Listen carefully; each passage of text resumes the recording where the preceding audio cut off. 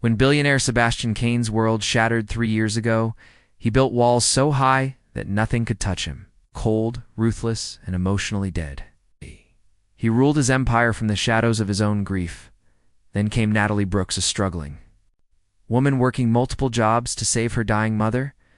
One spilled glass of wine at an elite charity gala should have been just another humiliating moment for her. Instead, it became the collision that would change both their lives forever. What happens when a broken billionaire meets the one woman who sees his pain? Asterisk. Welcome back, beautiful people. Today's story is equal parts drama and devotion, and trust us, you'll be hooked from the very first line. Asterisk. The penthouse windows reflected nothing but darkness at 3 a.m., and Sebastian Kaine preferred it that way. The city sprawled beneath him like a circuit board, all glittering lights and pulsing energy, but he felt disconnected from every single spark of life down there. His reflection stared back from the glass, hollow-eyed and sharp-featured, wearing the same expression he'd worn for the past 3 years since the accident that had stolen everything that mattered. The bourbon in his crystal tumbler had gone warm an hour ago, but he kept sipping it anyway. Numbers scrolled across his laptop screen, quarterly reports that should have excited him. Kaine Industries was worth more now than ever before, his tech empire spanning 3 continents. But success felt like ash in his mouth when there was no one left to share it with. His phone buzzed against the mahogany desk. Another message from his assistant about the charity gala tomorrow night. Sebastian's jaw clenched as he read the reminder. The Children's Hope Foundation annual event, where he was expected to smile, write a check, and pretend he still believed in the goodness of humanity. The irony wasn't lost on him. A man who had lost his own child, forced to champion children's causes for the sake of his company's image. His publicist called it reputation. Rehabilitation.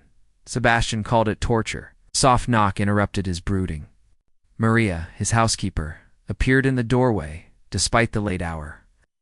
"Mr. Kaine, you should eat something," she said in her gentle accent, setting down a plate he wouldn't touch.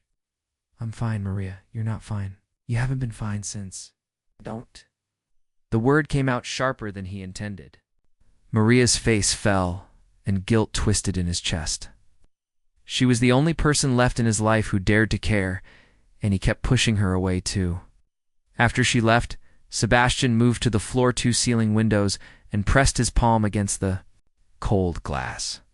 Somewhere out there, people were living real lives, feeling real emotions, building real connections. He had forgotten how to do any of those things. The next evening arrived with the weight of obligation. Sebastian adjusted his black tie in the mirror of his Bentley as his driver navigated through downtown traffic. The grand crystal ballroom loomed ahead, its golden windows promising another night of hollow performances and manufactured smiles. Inside, the ballroom hummed with the comfortable murmur of wealth and privilege. Crystal chandeliers cast everything in warm amber light, and the marble floors gleamed like still water. Sebastian moved through the crowd with practiced ease, shaking hands and offering the appropriate pleasantries while his mind remained elsewhere. Then he saw her. Natalie Brooks stood near the dessert table, wearing a simple black dress that somehow managed to outshine every designer gown in the room. Her dark hair was pulled back in a neat bun, revealing the elegant line of her neck. But it was her eyes that stopped him cold, deep brown and impossibly sad, like she was carrying the weight of the world on her shoulders.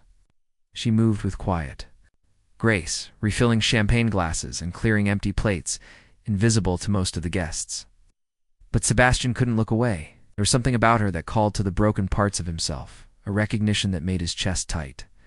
He watched as she navigated between clusters of conversation, her smile polite but distant. When someone spoke to her, she nodded and responded, but never lingered. She was as isolated in this crowded room as he was, and that realization hit him like a physical blow, brooding again. His brother James appeared at his elbow, champagne flute in hand.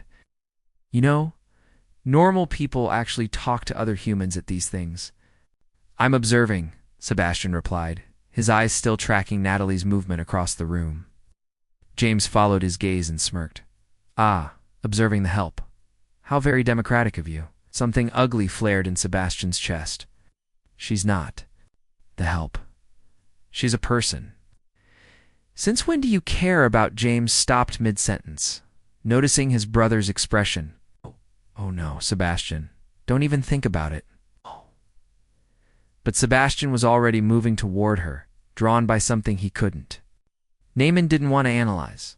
Natalie looked up as he approached, and for a moment their eyes met. The sadness in her gaze matched his own so perfectly it nearly staggered him. "Excuse me?" he said quietly. "I'm Sebastian Kaine. I don't think we've been properly introduced." She blinked in surprise, clearly not expecting direct acknowledgement from one of the guests. "Natalie Brooks." Ah! "I'm working tonight's event, I can see that. But that doesn't tell me who you are." Aye. Something shifted in her expression, a flicker of wariness. "I'm no one important. I doubt that very much." Before she could respond, disaster struck. Another server, rushing past with a full tray, collided with Natalie. Red wine arced through the air in slow motion, splashing across Sebastian's pristine white shirt and expensive suit jacket. The ballroom fell silent. Every conversation stopped. Every eye turned toward them. Natalie's face went white with horror. "Oh God, I'm so sorry." "So it's just a shirt," Sebastian said quietly, but his voice was lost in the sudden murmur of the crowd. Someone laughed. Then another person. Sound grew, feeding on itself, becoming a wave of cruel amusement at Natalie's expense. Phones appeared, cameras flashing, capturing her mortification for posterity. "Clumsy little thing, isn't she?" someone whispered loudly enough for everyone to hear. "Probably never seen a suit that expensive before," came another voice. Sebastian felt rage building in his chest, but not at Natalie. At them. At this room full of vultures who had never known real struggle, real loss, real pain. Natalie stood frozen in the center of it all, clutching her empty tray like a shield, her face burning with humiliation. And in that moment, Sebastian saw himself 3 years ago, standing in a different kind of spotlight, surrounded by whispers and judgment and pity after his world had fallen apart. He stepped closer to her, close enough that only she could hear. His next words, "Look at me," he said softly. "Not them, just me." Her eyes found his, wide and vulnerable and breaking. "You have nothing to apologize for," he continued. "Do you understand me?" Nothing. But the damage was already done. Sebastian could see it in the way her shoulders sagged and the tremor of her hands. This moment would follow her, just like his. Worst moments still followed him, and as the crowd began to disperse, already moving on to the next piece of entertainment, Sebastian realized that his carefully constructed walls had just developed their first crack. Because for the first time in 3 years, he felt something other than numbness. He felt responsible for someone else's pain. The alley behind the Grand Crystal Ballroom reeked of garbage and broken dreams.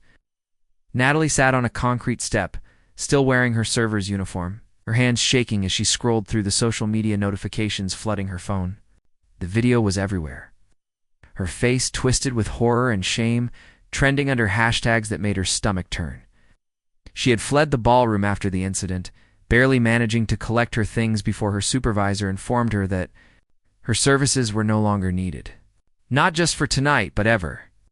Word traveled fast in the catering world, and humiliating wealthy clients was a career-ending offense. Natalie. She looked up to find Sebastian Kaine standing at the mouth of the alley, his wine-stained shirt now hidden beneath a dark jacket.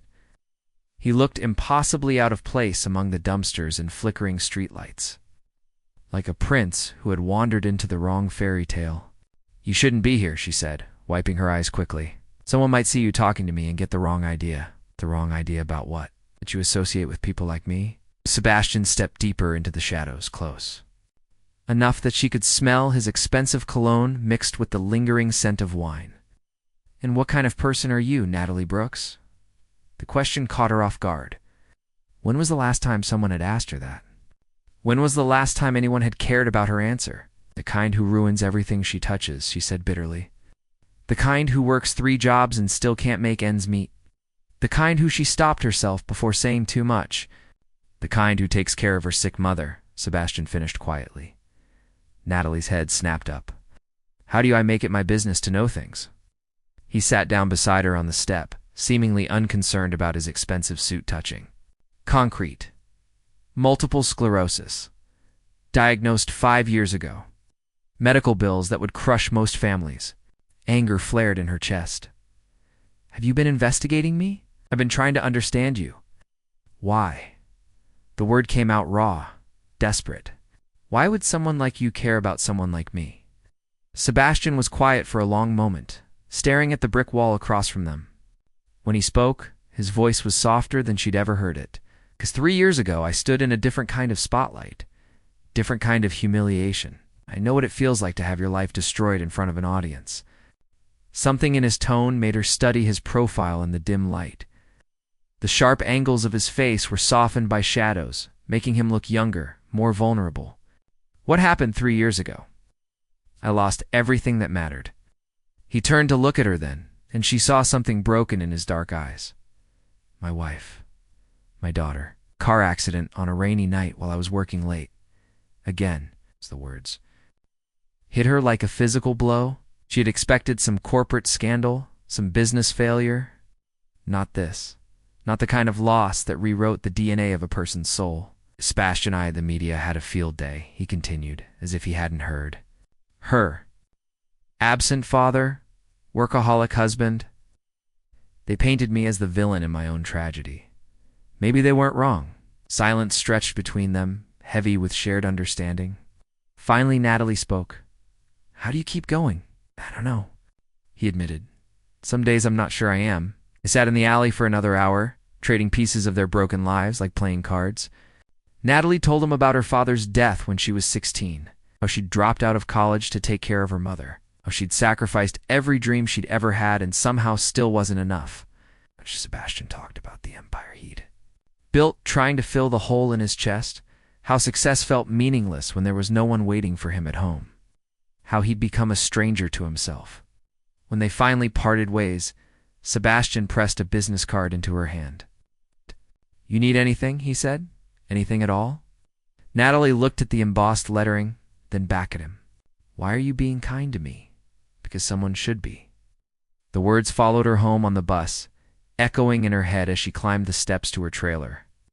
Inside, her mother was asleep in her hospital bed, the one they'd rented when the stairs became too difficult. Natalie kissed her forehead and whispered a prayer she wasn't sure anyone was listening to. But as she lay in her narrow bed that night, Sebastian's card still clutched in her hand. She felt something she hadn't experienced in years. Hope. 2 weeks later, that hope was tested in ways she never could have imagined. The foreclosure notice arrived on a Tuesday morning, cheerful yellow paper that might as well have been a death sentence. Allie stared at the numbers. Trying to make them add up differently, but math was merciless. Right. They had 30 days to come. Up with $12,000 or lose their home. Her mother took the news with characteristic grace, reaching for Natalie's hand from her wheelchair. We'll figure something out, sweetheart. We always do. But Natalie could see the fear behind her mother's brave smile. Without the trailer, where would they go? Shelters didn't accommodate wheelchairs and medical equipment. The waiting list for subsidized housing was 2 years long. That afternoon, Natalie stood outside the gleaming tower that housed Kaine Industries. Sebastian's business card worn soft from her nervous fingers. The lobby was all marble and steel, designed to intimidate. The receptionist looked at her second-hand clothes with barely concealed disdain. I'm here to see Sebastian Kaine, Natalie said, trying to project confidence she didn't feel. Do you have an appointment? He gave me his card. Said if I needed anything. The receptionist's expression grew even colder. Mr. Kaine is a very busy man. Perhaps you should try calling. I did call 3 times. No one would put me through. Security appeared as if by magic, 2 large men in crisp uniforms. Natalie felt heat rise in her cheeks as other visitors turned to stare. Is there a problem here? One of the guards asked. No problem, the receptionist said smoothly. This young woman was just leaving. Natalie felt the familiar burn of humiliation, the same feeling from the ballroom all over again. She turned toward the revolving doors, defeated before she'd even begun. Natalie. She spun around to find Sebastian emerging from the elevator, looking every inch the powerful CEO in his perfectly tailored suit. But his eyes were the same as they'd been in the alley, dark with understanding. "I was hoping you'd call," he said. Ignoring the shocked looks from his staff, "I tried. It wouldn't let me through." Sebastian's gaze shifted to the receptionist, who suddenly looked very interested in her computer screen. "My office now." In the elevator, Natalie felt the weight of his presence, the way he seemed to fill the small space with quiet intensity. She'd forgotten how tall he was, how his very stillness commanded attention. "You look like you haven't been sleeping," he observed. "It's been a difficult couple of weeks." The elevator opened onto the executive floor, all glass walls and modern art. Sebastian's office was enormous, with floor-to-ceiling windows that offered a panoramic view of the city. But what caught Natalie's attention was the single photograph on his desk, a family portrait that had been turned face down. "Tell me what you need," Sebastian said, settling behind his desk. Natalie had rehearsed this conversation a dozen times, but now the words stuck in her throat. How do you ask someone for $12,000? How do you explain that your entire world is balanced on the edge of a cliff? "My mother and I are about to lose our home," she said finally. "The medical bills, they've been piling up, and I lost my catering job after what happened at the gala. I know this is asking too much, but I thought maybe how much do you need?" The question was matter of fact, like he was asking about the weather. $12,000. I know it's a lot, but I'll pay you back. I'll get another job, work." Double shifts. Sebastian was already reaching for his checkbook. "Consider it handled." "Just like that?" He looked up at her pen poised over the check. "Just like that." "Why?" Question burst out of her. "Why would you do this for me?" Sebastian set down his pen, his expression growing distant. "Because 3 years ago, when my world fell apart, no one offered to help. Everyone just watched the show." He finished writing the check and handed it to her. Natalie stared at the amount, more money than she'd ever held in her hands. "There's just one condition," Sebastian added quietly. Natalie's heart sank. She should have known there would be a catch. Men like Sebastian Kaine didn't give away money without expecting something in return. "What kind of condition?" Sebastian stood and moved to the window, his back to her. "I want you to work for me." "As what?" "My personal assistant." "The position comes with full medical benefits, including coverage for pre-existing conditions. Your mother would receive the care she needs." It sounded too good to be true, which meant it probably was. "And what would I have to do to earn this generosity?" Sebastian turned back to her, and something flickered in his dark eyes. Something that made her pulse quicken and her stomach drop at the same time.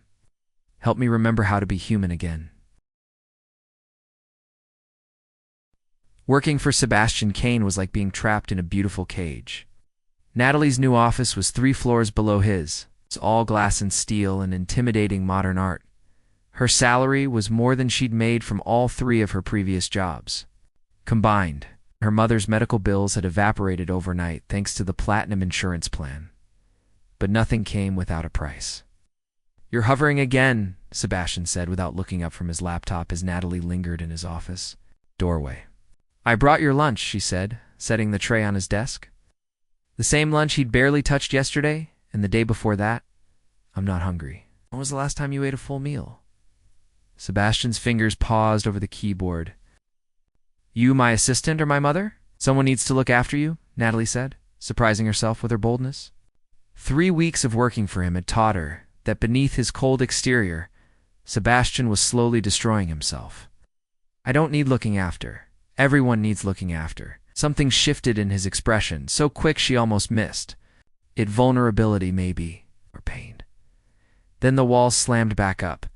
"Don't mistake my generosity for friendship, Natalie. We have a professional arrangement, nothing more." The word stung, but she'd grown used to his defenses. Every time she got too close, every time she saw through the mask he wore, Sebastian pushed her away with surgical precision. But she was getting good at pushing back. "Fine," she said, moving toward the desk. "Then, as your professional assistant, I'm informing you that you have a dinner meeting tonight with the Morrison Foundation board. And as your professional assistant, I'm also informing you that you look terrible." Sebastian glanced up at her, something like amusement flickering in his dark eyes. "Terrible how?" "When was the last time you went home?" "Actually went home. not just showered in your office bathroom and changed clothes. I don't see how that's relevant to you. Have bags under your eyes. Your hands shake when you think no one's looking, and you've been wearing the same tie for 3 days. Sebastian touched the silk unconsciously, as if just realizing it was there. You notice what tie I wear? Heat rushed to Natalie's cheeks. I notice everything. It's my job, is it? The question hung in the air between them, loaded with implications neither of them wanted to examine. Natalie became acutely aware of how alone they were, how the late afternoon sun streaming through the windows cast everything in warm golden light. The Morrison meeting, she said, stepping back from dangerous territory. Should I confirm? Cancel it. Stian, I said cancel it. He stood abruptly, moving to the window. I'm tired of pretending to care about other people's causes when I can barely manage to care about my own life. The rawness in his voice made her chest ache. She'd seen him in board meetings, watched him command rooms full of powerful men with effortless authority. But here in the quiet of his office, he was just a man drowning in his own grief. Maybe that's the problem, she said quietly. Maybe you need to stop pretending and start actually caring. Sebastian's reflection in the window showed her his expression, fierce and wounded. And what exactly should I care about, Natalie? What's left, your brother, your employees, the charities that depend on your foundation? My brother thinks I'm a lost cause. My employees see me as a paycheck. And the charities, he turned to face her, his eyes blazing. The charities remind me of everything I couldn't protect. The reference to his family hung heavy between them. Natalie took a step closer, drawn by the pain in his voice. Tell me. About them, she said softly. Your wife and daughter? Sebastian went very still. We don't discuss my family. Why not? Because it's none of your business. Because it hurts too much, she corrected. For a moment she thought he might actually open up. His guard dropped just enough that she could see the man beneath the armor. The father who'd lost everything. The husband who blamed himself. Then his phone rang. The sound shattered the moment like glass. Sebastian answered with his usual crisp professionalism, and by the time he hung up, the walls were back in place. I need you to reschedule the Tokyo conference call, he said, his voice carefully neutral. And book me a table at Daniel's for 8 o'clock? Business dinner? Personal? Something cold settled in Natalie's stomach. Should I make it for 2? Sebastian's pause was answer enough. Her name is Victoria Langston. She'll meet me there. Ellie. Nodded, her face carefully composed, even as something twisted inside her chest. Of course he was seeing someone. Men like Sebastian Kaine didn't stay alone for long, no matter how broken they claimed to be.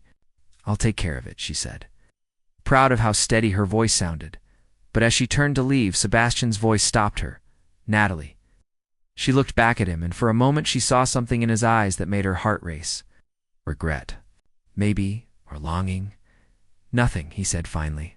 Just thank you for everything. That night, Natalie lay in her new apartment. The one Sebastian's generous salary had made possible, and tried not to think about him having dinner with Victoria Langston. She'd looked the woman up, of course. Stunning, accomplished, from the same social circle as Sebastian. Everything Natalie was, with a text from her mother. How's the new job, sweetheart? Do you sound different when we talk? Happier. Natalie stared at the message, trying to figure out how to respond. Was she happier? Or was she just falling for a man who saw her as convenient? Someone to manage his schedule and keep him fed while he dated women who actually belonged in his world. Another text came through, this one from an unknown number. Thank you for rescheduling. The Morrison meeting, I wasn't ready. Before she could talk herself out of it, Natalie typed back. You don't have to be ready for everything all at once. The response came immediately. Victoria asked about you tonight. Natalie's heart stopped. What did you tell her? You're the best assistant I've ever had?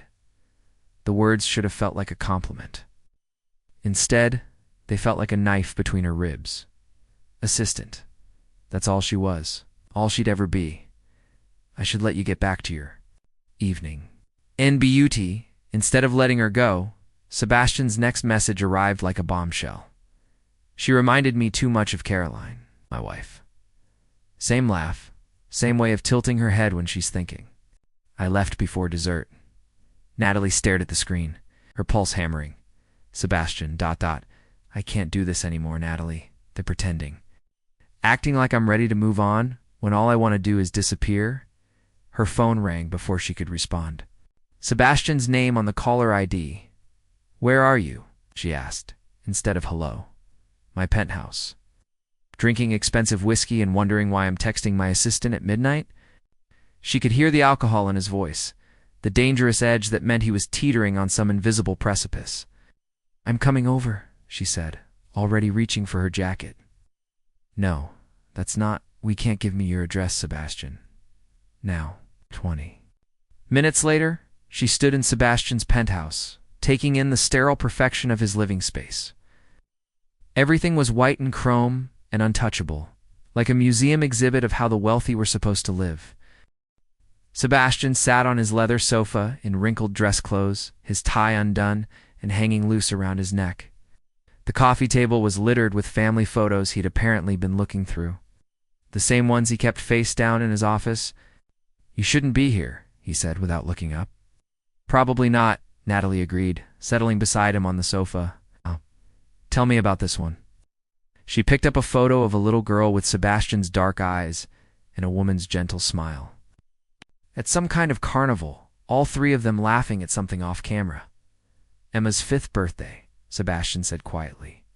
Caroline insisted we take her to every ride, even though she was too small for most of them. We spent 3 hours in line for the carousel, just so she could ride the pink horse. She looks like you. She had Caroline's heart. Wanted to save every stray cat, every broken toy. Used to bring me wounded birds and demand I fix them. His voice cracked slightly. I was supposed to protect them. Sebastian, I was working late. Again, always working late. There was some crisis with the Tokyo merger, and I told Caroline I'd meet them at dinner. But the meeting ran over, and then there was a conference call, and by the time I got to the restaurant, they were driving home in the rain. Natalie set down the photo and turned to face him fully. It wasn't your fault, wasn't it? I wasn't there. When they needed me, I was never there when they needed me. You can't carry that guilt forever. Sebastian finally looked at her, and the anguish in his eyes nearly broke her heart. How do you let go of the people you love? You don't, Natalie said softly. You just learn to carry them differently. Something changed in the air between them, a shift so subtle, it was like a held breath. Sebastian reached out and touched her face, his thumb tracing the line of her cheek. You're nothing like I expected, he said. What did you expect? Someone easier to ignore? He was leaning closer, and Natalie could smell his cologne mixed with whiskey and grief. Every rational thought in her head screamed at her to pull away, to maintain the professional boundaries that were all that stood between her and complete devastation. Instead, she leaned into his touch. This is a mistake, Sebastian said, even as his other hand found the back of her neck. Probably, she whispered, I'm not ready for this. For you, I know. I could destroy us both. I know that too. Sebastian's mouth was inches from hers when his phone rang, shrill and demanding. The sound cut through the moment like a blade, and they sprang apart as if burned. Sebastian answered with a sharp, What? Natalie watched his face change as he listened to whoever was on the other end. The color drained from his cheeks, and his grip on the phone went white-knuckled. When? He asked. How bad? Pause that stretched like eternity. I'll be right there. Hung up and turned to Natalie, his expression grim. What's wrong? She asked.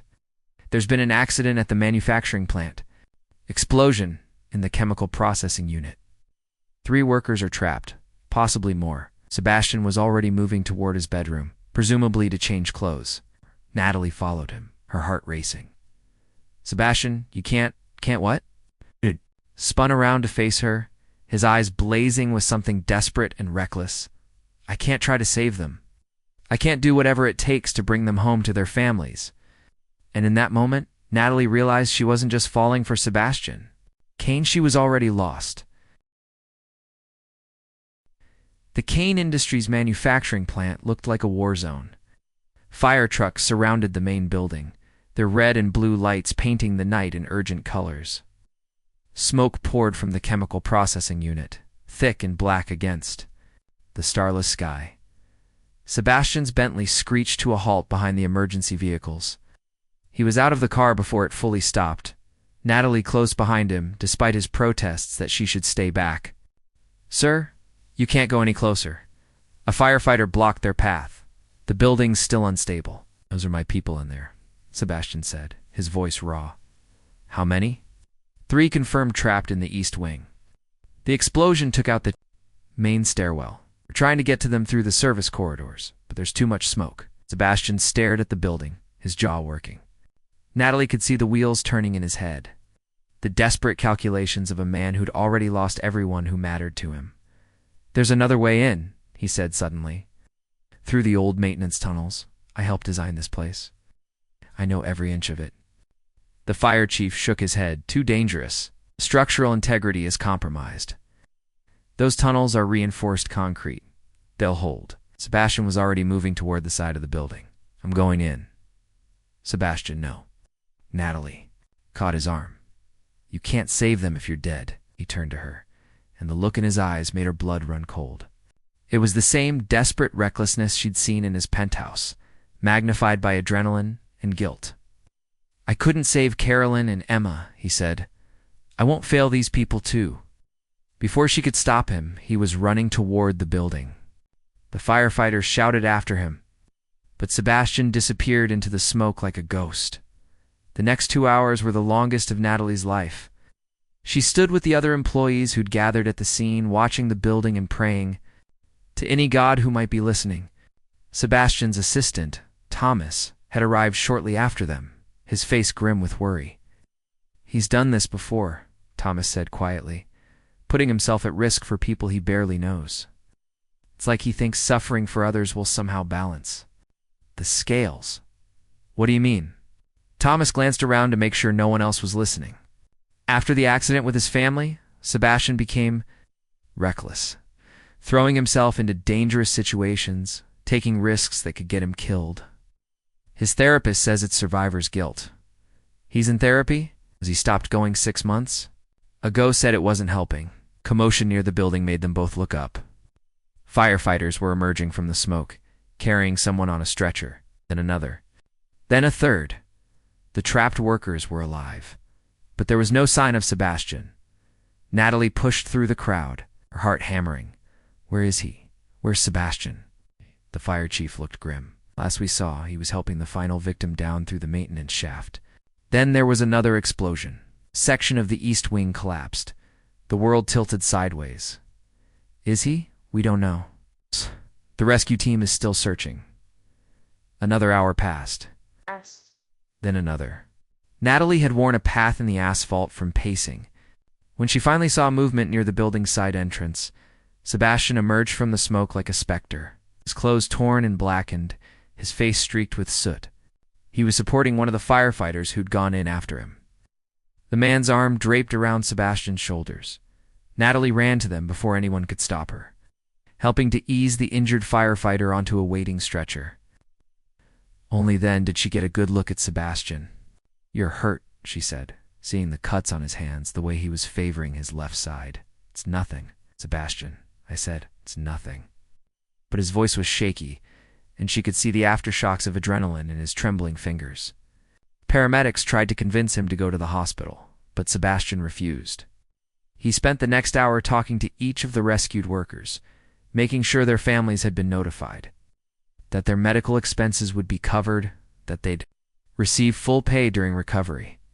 It was nearly dawn when they finally left the plant. Sebastian insisted on driving. Despite Natalie's protests about his injuries and obvious exhaustion, they drove in silence through the empty streets, the city still sleeping while they carried the weight of the night between them.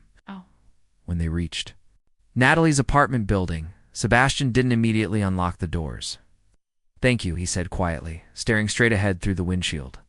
"For what? For being there tonight?" For he paused, searching for words. "For caring enough to worry about me." Natalie turned in her seat to face him.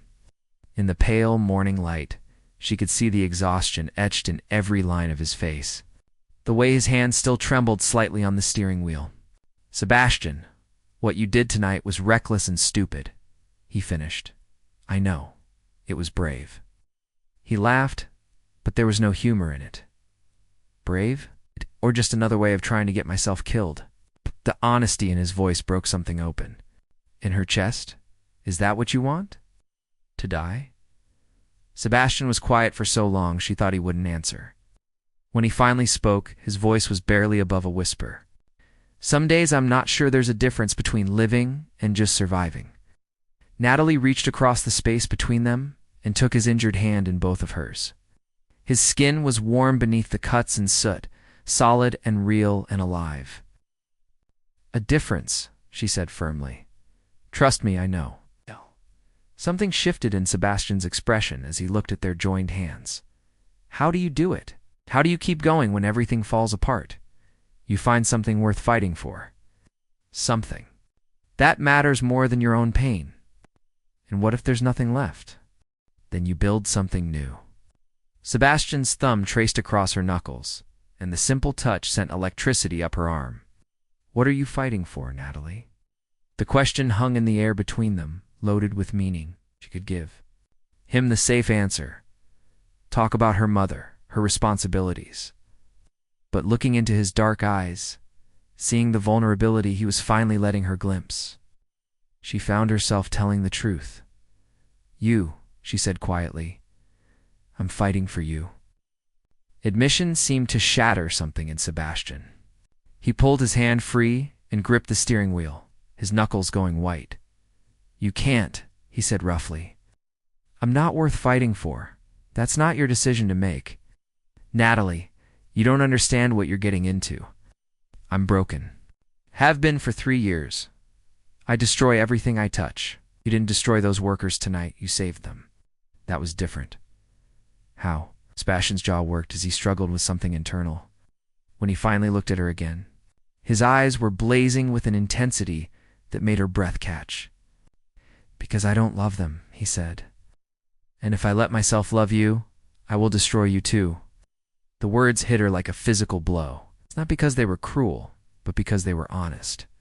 Because beneath the warning, she heard the admission. He was trying so hard not to make.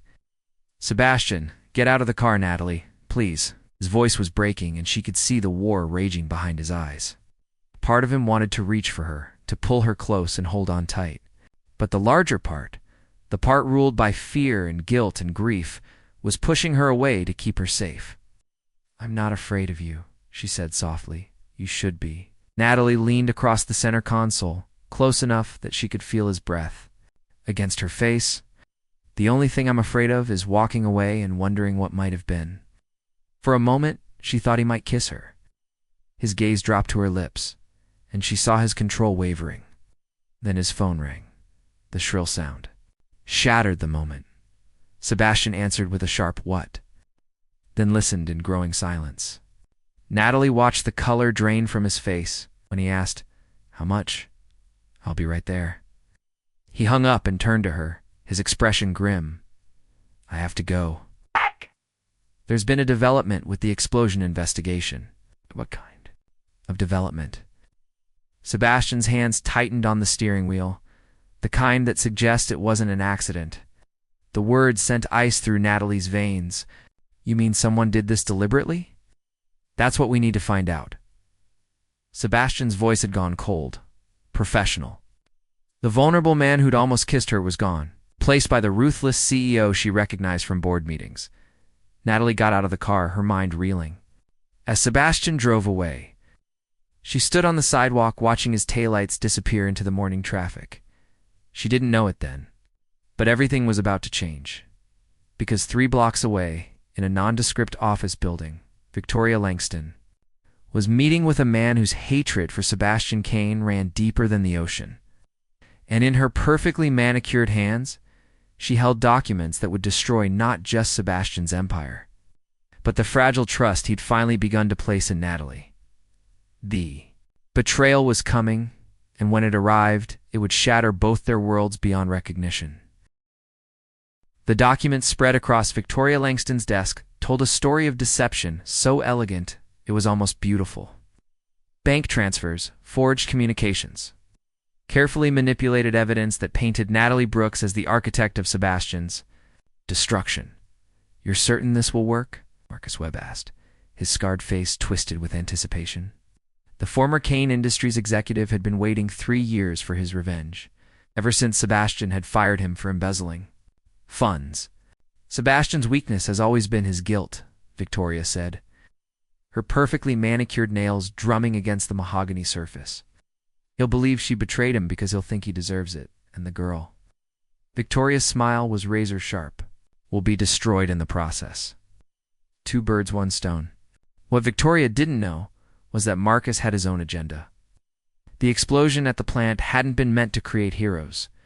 It had been meant to create a funeral. The trap was set.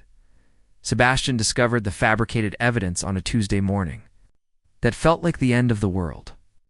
Thomas brought him the manila envelope with shaking hands, his face pale with disbelief. "Sir, you need to see this. Someone sent it anonymously." Sebastian's blood turned to ice as he read through the documents. Bank statements showing payments from competing companies into an account bearing Natalie's name. Email exchanges discussing industrial sabotage, corporate espionage, strategic information sharing. The final document was a recording transcript. Natalie's voice, apparently speaking to an unknown contact. "He trusts me completely now." Getting access to the manufacturing protocols was easier than expected. The explosion was perfect cover for the real objective. Sebastian's hands were shaking as he set down the papers. The room felt like it was spinning, reality tilting on its axis. Every moment with Natalie replayed in his mind, but now viewed through the lens of deception, her sudden appearance in his life, the convenient accident with the wine, her perfect vulnerability, designed to appeal to his wounded psyche. Even last night, the way she'd looked at him with those impossibly sincere eyes, it had all been an elaborate performance. "Sir?" Thomas's voice seemed to come from very far away. "Send her up," Sebastian said, his voice deadly quiet. Now, Natalie knew something was wrong the moment she entered Sebastian's office. He stood with his back to her, staring out at the city skyline. His posture was rigid, controlled in a way that spoke of barely contained violence. "You wanted to see me?" she said. Sebastian turned slowly, and the look in his eyes made her blood freeze. Gone was any trace of the vulnerable man who'd almost kissed her in his car. This was the Sebastian Kaine who could destroy companies with a phone call, the man who'd built an empire from nothing and crushed anyone who stood in his way. "Sit down," he said. Something in his tone made her remain standing. "Sebastian, what's wrong?" he laughed, but the sound was broken glass. "Wrong? What could possibly be wrong? I've just discovered that my most trusted employee, the woman He stopped himself, jaw clenching. "The woman I was foolish enough to care about has been selling my secrets to the highest bidder." The words hit her like a physical blow. "What are you talking about?" Sebastian slid the manila envelope across his desk. Natalie opened it with trembling fingers, her confusion growing as she read through the fabricated evidence. "This is impossible," she breathed. "Sebastian, I would never spare me the performance," he said coldly. I have to admit, you played the role perfectly. Struggling daughter, the sick mother, the vulnerable woman who just needed someone to save her. Very convincing." Natalie's heart was breaking with every word. "You can't actually believe this. The evidence is overwhelming." "Evidence can be fabricated." She stepped toward his desk, desperate to reach him. "Sebastian, please, think about what you're saying. Why would I do any of this?" "Money. Corporate espionage pays very well, I'm told." "I don't care about money. Everyone cares about money, Natalie.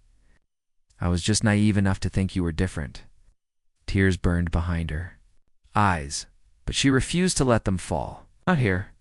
Not when he was looking at her like she was something poisonous. "What about last night?" she asked quietly. "What about everything you told me about Caroline and Emma? Is that all just me manipulating you? Or was that you trusting me with pieces of your heart?" Something flickered in Sebastian's eyes, a moment of uncertainty. But then the walls slammed back up. "Last night was a mistake I won't be repeating." The finality in his voice shattered what was left of her composure. Natalie straightened her shoulders and met his gaze directly. "Fine," she said.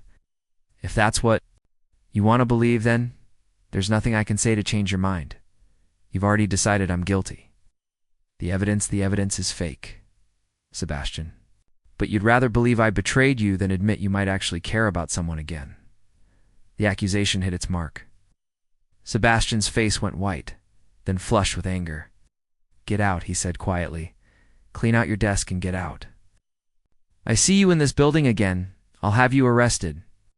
Natalie nodded once, her throat too tight for words. She turned and walked toward the door. Each step feeling like she was walking away from everything that mattered. At the doorway, she paused without turning around. For what it's worth, she said. Her voice steady despite the tears streaming down her face. Everything I felt for you was real. I hope someday you'll remember that. Then she was gone, leaving Sebastian alone with his certainty and his rage, and the growing hollow ache in his chest that felt suspiciously like regret. It took Victoria 2 weeks to make her move on Sebastian directly. She found him in his penthouse at midnight, using the key he'd given her months ago during their brief courtship. Hello, darling, she purred. Settling onto his sofa like she belonged there, Sebastian looked up from his laptop, unsurprised by her presence. Since firing Natalie, he'd thrown himself back into work with manic intensity, trying to fill the silence she'd left behind. Victoria, I wasn't expecting you. I thought you might want some company. You've been so isolated lately. She moved closer, her perfume expensive and cloying. Nothing like the subtle scent Natalie had worn, something soft and warm that had lingered in his office long after she'd left each day. I'm fine, Sebastian said, closing his laptop. Are you? You look terrible, Sebastian. When was the last time you slept? Really slept? Victoria's hand found his chest, her touch calculated and cold. Sebastian felt nothing. No spark of desire or comfort. Just the mechanical recognition of human contact. I suppose you heard about the trouble with my assistant, he said. Victoria's eyes gleamed. Such a shame. Though I can't say I'm entirely surprised. Something in her tone made Sebastian look at her more carefully. What do you mean? Well, she never seemed quite right for your world, did she? It's all that tragedy, all that need. It was only a matter of time before someone took advantage of her desperation. The words were like ice water in Sebastian's veins. Someone took advantage? Realized her mistake a second too late. Her perfectly composed mask slipped, revealing something ugly underneath. I simply meant that people in her situation are vulnerable to what did you do, Victoria? The question was asked in the same quiet tone Sebastian used in boardrooms when he was about to destroy someone's career. Victoria's face went pale. I don't know what your Sebastian was already moving, pulling out his phone. Thomas, I need you to trace the origin of those documents we received about Natalie. He hung up and turned back to Victoria, who was backing toward the door. Sebastian, you're being paranoid. The evidence was overwhelming. The evidence was fake. The certainty hit him like a lightning bolt. Every instinct he'd honed over years of business warfare was screaming that he'd been played. And you knew. It was fake because you helped create it. Victoria's composure finally cracked completely. She was wrong for you. Can't you see that? She would have dragged you down to her level, trapped you with her neediness and her problems. I was trying to save you. From what? From being happy? From making the same mistake you made with Caroline? The words hung in the air like poison. Sebastian went very still, his eyes darkening with a fury that made Victoria take another step back. Don't you dare, he said quietly. Don't you ever speak my wife's name again. Sebastian, please. But he was already calling building security 20 minutes later. Victoria was gone, and Sebastian was staring at the fabricated evidence with new eyes. Every detail that had seemed so damning now looked obviously manipulated. Bank records with convenient timing. Email headers that didn't quite match Kaine Industries' system. A voice recording that could have been anyone. He'd been so ready to believe the worst. Because believing the worst was easier than admitting he'd fallen in love again. Thomas arrived with a preliminary trace on the documents. Sir, the files originated from a computer registered to Victoria Langston, but there's more. We found evidence of a partnership between Miss Langston and Marcus Webb. Marcus Webb. Sebastian's hands clenched into fists. The man he'd fired for embezzlement 3 years ago. The man who'd sworn revenge as security had escorted him from the building. Where is he now? Unknown. He's been off the grid since the plant explosion. But sir, there's something else you need to know about that night. Thomas handed him another folder, this one containing the real investigation results from the explosion. The blast was caused by a small incendiary device, professionally planted. The target wasn't the workers. It was you. Marcus expected you to be in the building for the late shift inspection you usually do on Tuesdays. If you hadn't canceled your usual rounds to have dinner with Miss Langston that night, the room tilted around Sebastian. He would have been in that building. Would have died in the explosion Marcus had orchestrated. And the only reason he'd been safe was because he'd been trying to forget about Natalie by dating Victoria, who had been working with Marcus all along. The trap within the trap. They'd used his guilt over his family to make him push away the one person who actually cared about him, then tried to kill him when the relationship with Victoria didn't develop the way they'd planned. And Natalie, God, what had he done to Natalie? Sebastian was in his car and driving before he'd fully processed the decision. He had to find her, had to explain, had to somehow undo the damage his fear and stupidity had caused. But when he reached her apartment building, the landlord told him she'd moved out 2 days ago. Didn't leave a forwarding address, the man said. With a shrug, seemed in a real hurry to get out of town. Sebastian spent the next 3 days hiring private investigators, calling every contact he had, following every lead. Natalie Brooks had vanished as completely as if she'd never existed. On the 4th day, his phone rang. Mr. Kaine? The voice was elderly, feminine, unfamiliar. This is Linda Brooks. I believe you know my daughter. Sebastian's heart stopped. Mrs. Brooks? Yes. Where is she? That's what I'd like to know. Linda's voice was weak but sharp with maternal concern. Natalie called me 3 days ago, crying so hard I could barely understand her. She said she had to go away for a while, that she'd done something terrible and needed to think. She wouldn't tell me what happened, just kept saying she was sorry and that she'd send money for my medical bills. Mrs. Brooks, your daughter didn't do anything wrong. I did. I made a terrible mistake, and I'm trying to fix it. A long pause.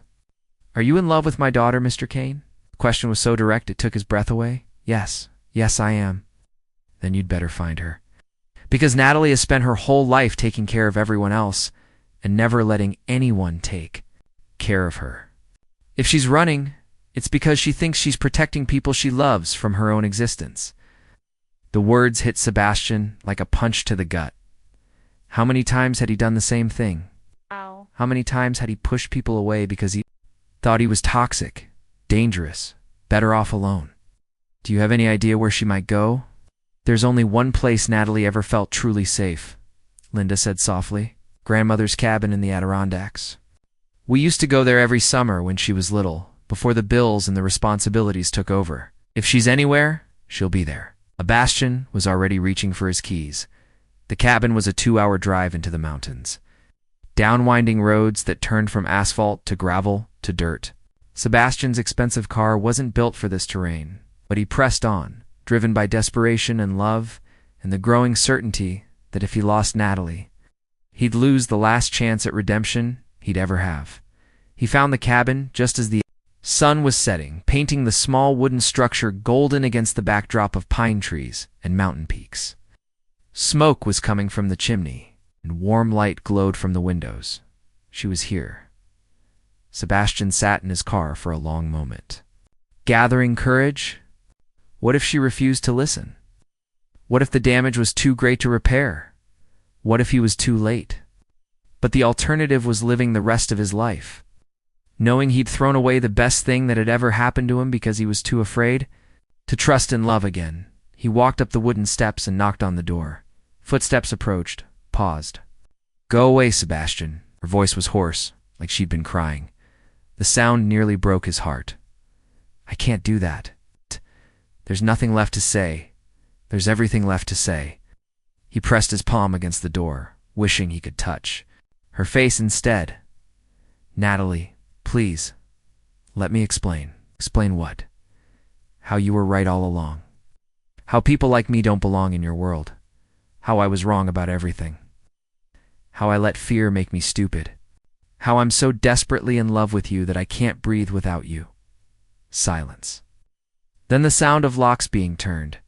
The door opened, and Sebastian's heart nearly stopped. Natalie looked exhausted, her eyes red from crying, her hair pulled back in a messy ponytail. She was wearing old jeans and an oversized sweater that had seen better days. She was the most beautiful thing he'd ever seen. 5 minutes, she said, not meeting his eyes. Then you leave and don't come back. Sebastian stepped into the cabin, taking in the rustic furniture and stone fireplace. This place felt more like home than his penthouse ever had. The evidence was fake, he said without preamble. Victoria and Marcus Webb fabricated everything. They wanted to destroy us both, and I let them. Natalie's shoulders sagged slightly, but she didn't turn around. I know it was fake, you know? Of course I know. I lived my own life, Sebastian. I knew I'd never done any of the things they accused me of. She finally turned to face him, and the pain in her eyes was devastating. The question is why you didn't know. 'Cause I was scared, he said simply. 'Cause I was falling in love with you. And that terrified me more than anything I've ever faced. So you decided to destroy it first? Yes, the admission came out. Raw, honest. I thought if I could prove you were just like everyone else, if I could convince myself you were using me, then I wouldn't have to risk my heart again. Natalie moved to the fireplace, staring into the flames. Do you have any idea what it felt like? To have you look at me like I was something disgusting? To have everything we'd shared thrown back in my face? I'm sorry. The words were inadequate, but they were all he had. Natalie, I'm so sorry. Sorry doesn't fix this, Sebastian. Sorry doesn't undo the fact that, when it mattered most, you chose to believe the worst about me instead of trusting what you knew in your heart. She was right. He'd had a choice between faith and fear, and he'd chosen fear. Just like he'd chosen fear over love, isolation over connection, guilt over forgiveness. You're right, he said quietly. I failed you. I failed us. I'm here now, and I'm asking for another chance. Natalie laughed, but there was no humor in it. Another chance to what? To hurt me again when things get difficult? To push me away the next time you get scared? Another chance to love you the way you deserve to be loved? The words hung in the air between them. Natalie's composure finally cracked, tears streaming down her face. I can't, she whispered. I can't go through this again. I can't let myself hope and trust and love you only to have you decide I'm not worth the risk. Sebastian moved closer, close enough to see the firelight reflected in her tears. What if I told you that losing you hurt worse than losing Caroline and Emma? What if I told you that the last 3 days without you have been the longest of my life? What if I told you that I'd rather die than live in a world where you don't love me? Natalie's breath caught. Sebastian, what if I told you that I drove here tonight not to ask you to come back to me, but to ask you to let me come with you, to whatever life you want to build, wherever you want to go? Because I finally understand that home isn't a place, it's a person. And you're my home, Natalie. You're my everything. She was crying harder now, her whole body shaking with the force of her sobs. Sebastian reached for her, and for a moment she let him pull her close. I love you, he whispered into her hair.